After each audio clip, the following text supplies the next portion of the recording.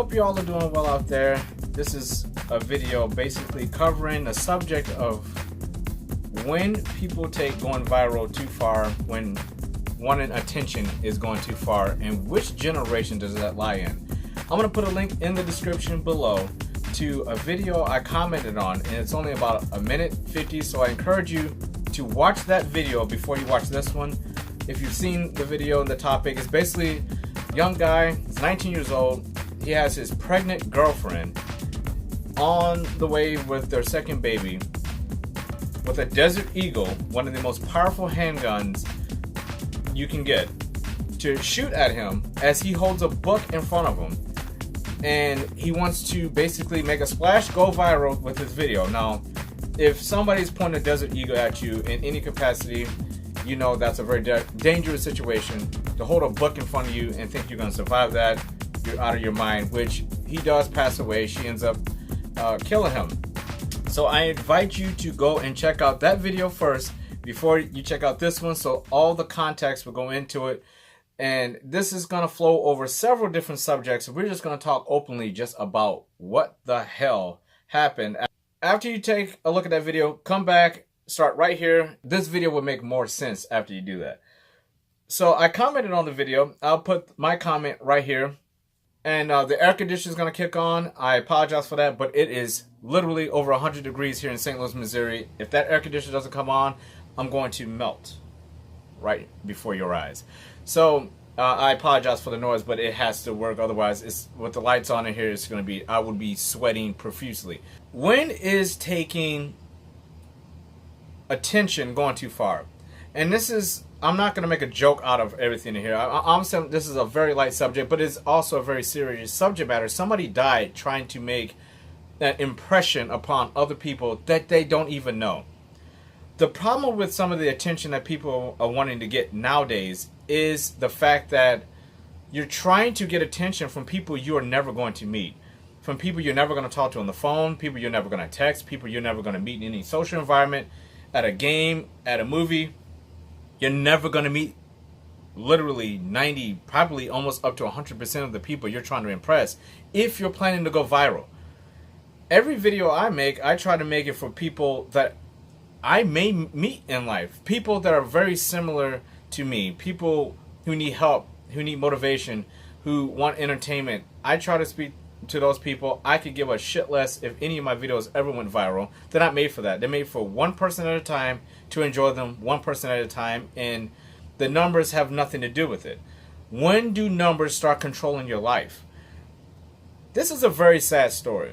Anytime somebody loses their life, especially at 19, this guy was a kid. Even though he had 2 kids, you could tell in the video, this guy was not mature. He was a very immature individual. And not only did he mess up his life, he messed up the mother of his 2 children's lives and his 2 children's lives. Not to mention both of those people's families. So when is it going too far? We are in a society of instant gratification. We know that. But my argument, as you saw in my comment, was that what happened to the process of earning your attention? From earning every single thing you get in life, for your recognition, to all the things that you've had blood, sweat, and tears for. What happened to learning how to go through the process of becoming someone who has earned the attention that has been pressed upon them? As opposed to just doing something so idiotic, so crazy, so life-threatening, so dangerous, so fatal as what this guy did, that you went viral for all the wrong reasons. Not to mention you've gotten the mother of your 2 children in a very serious situation where her life is affected for the rest of her life. This is insane to me. And I mentioned in the comment that it makes me feel old. I'm almost 40. I'm 38 years old. And I'm telling you, it makes me feel like I'm 75, because I grew up at a time in the 80s where you damn well better have learned how to earn everything you got, because nobody handed you shit. And that's when you're 5 or 55. You learned if you want to be good at something, you better work your ass off. Everything was a competition. There were no pat on the backs. If you sucked at something, you just sucked. And if you wanted to be good at something, you worked hard at it, or you tried to go find something else you could be good at. What happened to that? Social media, Twitter, Instagram, Facebook, YouTube. Anytime you post something, you get an instant gratification. And then, but the problem is with that is that now it's so, when I was not born with that, but I can understand why these younger generations are dealing with this problem. And it's because they have no other choice. They were born with this. They were born in a life of instant gratification. It's not their fault. That kid in that video, that's not his fault.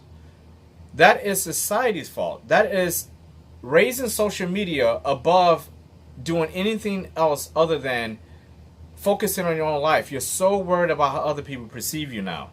Because if you post a picture, it can be scrutinized by 1,000 people who have never seen you, never talked to you.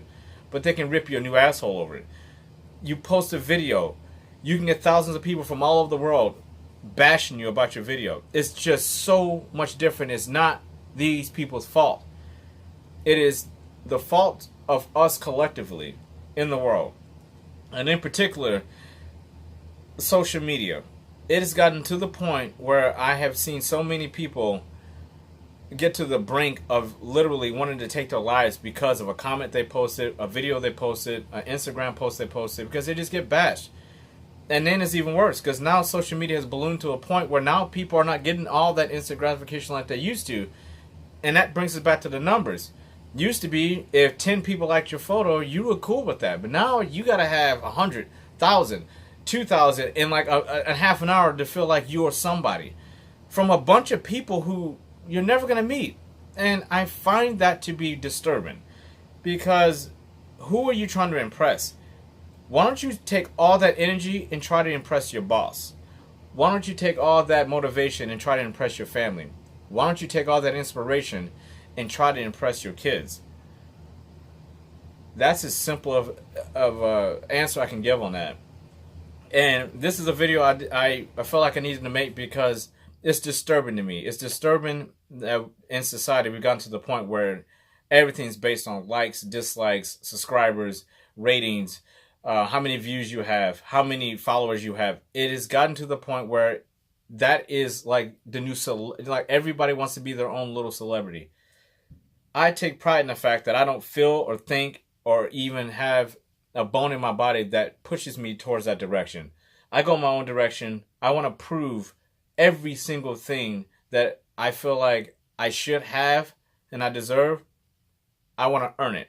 I want to prove I deserve every view, every single thing I get out of life, every Instagram post. It doesn't matter. It's all together. Social media is not its own thing. I care about social media like I care about literally putting my belt on in the morning. Who cares? It's social media. These are people you're never going to meet. If you form relationships out of social media, of course, that's important. But those people are interacting with you, even if you haven't met them. So that's important. If you're forming relationships and building something through it, then that is beneficial. The benefits of social media is that you can meet and talk to people that you would have never been able to do before. You can talk to somebody from Japan and become best friends. I have a best friend over in Europe. I've never met him. We've been best friends really good friends for a very long time. And if we lived together, we probably would be best friends. But we're kind of what's the word? Regulated? Fuck it. We're kind of put in a situation where we can never be best friends because we can't hang out. So, but I also feel like social media does bridge gaps. It shrinks the map. And I do like that. I do like the fact that you can get on social media and talk to people you never would have been able to talk to before social media was out there. Facebook, Instagram, YouTube, all that. You get to communicate and interact with people in a different way. And that's fun because when your family gets on your nerves, it is nice to be like, I can go talk to these people. But it's very unhealthy if you're relying on those people to make you feel like you're special. Because you don't know these people and they don't know you. Unless you take the time to really get to know them and you're talking to them on the phone and you're interacting through email and you're meeting up at events or something like that, most of these people, you don't know who they are.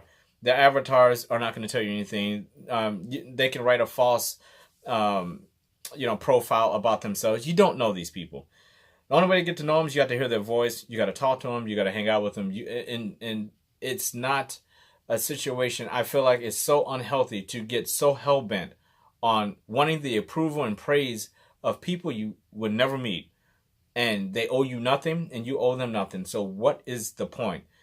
If 1,000 people like this video right now in under 2 minutes, how does that change my life? It doesn't at all. It doesn't. It may stroke your ego, but why does it? If you worked hard on the video and you get that, you would expect that. But I don't expect these people to talk to me and build me up to be something I'm not. It's just a video. You can go viral, but we all know that along with social media, things move very quickly. So just as quickly as you went viral, you're going to be forgotten about. Have you thought of a plan of sustainability after you've gone viral? What are you going to do after you've done something? Let's say the guy would have survived the bullet shot. What was his next move? You're going to go viral off of the fact that you survived a Desert Eagle shot through a book? What was his next plan? What was that? What was he going to do? That's my issue with viral. There are no plans. It's a flash in the pants thing. It's like winning the lottery. You can win the lottery, but once you did it, what are the odds of you continuing to win the lottery to sustain it? How many times have you heard stories about people winning the lottery and then they're broke in 10 years? They have no way to keep that lifestyle. So unless they kept the same lifestyle that they had, there's no way for them to sustain that type of lifestyle. It's impossible. You have to have a plan. You have to build upon something. You can't build a pyramid upside down and expect it to last forever. It's going to fall and tumble on you. That's my little message for today. I hope you guys enjoyed this one. I'll see you guys on the next one. Be you, be genuine, but above all, be safe. See you next time. Take care.